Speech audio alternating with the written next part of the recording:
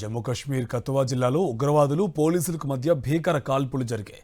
ఎదురు కాల్పుల్లో 3 పోలీసులు వీరమరణం పొందగా మరో 2 గాయపడ్డారు. ఘటనలో 2 ఉగ్రవాదులు కూడా హతమయ్యారు. పాక్ భూభాగం నుంచి దొంగచాటుగా చొరబడిన 5 ఉగ్రవాదుల ఏరివేతకు చేపట్టిన కార్డన్ ఆపరేషన్ సుదీర్ఘ ఎదురు కాల్పులకు దారితీసింది. రాజ్బాగ్ ప్రాంతంలోని జఖోలే గ్రామం వద్ద నిన్న ఎన్కౌంటర్ జరిగింది.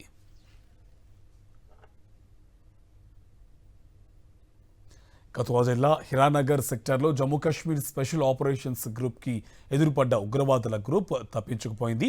ఘటనా ప్రాంతంలో M4 కార్బైన్ తుపాకులు 4, అలాగే గ్రెనేడ్లు 2, బుల్లెట్ ప్రూఫ్ జాకెట్ 1, IED సామగ్రిని స్వాధీనం చేసుకున్నారు. వీరు లోయ మార్గం గుండా లేదా కొత్తగా నిర్మించిన సొరంగం గుండా చొరబడి ఉంటారని భావిస్తున్నారు అధికారులు.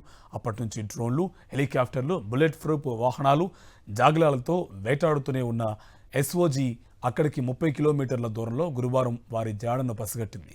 ఈ సందర్భంగా చోటు చేసుకున్న ఎదురు కాల్పుల్లో తుపాకీ కాల్పులు, బాంబు పేలులతో సుఫైన్ గ్రామ సమీప దట్టమైన అటవీ ప్రాంతం దద్దరిల్లిపోయింది. పోలీసులకు తోడు ఆర్మీ, CRPFను కూడా ఉన్నతాధికారులు అక్కడికి తరలించారు.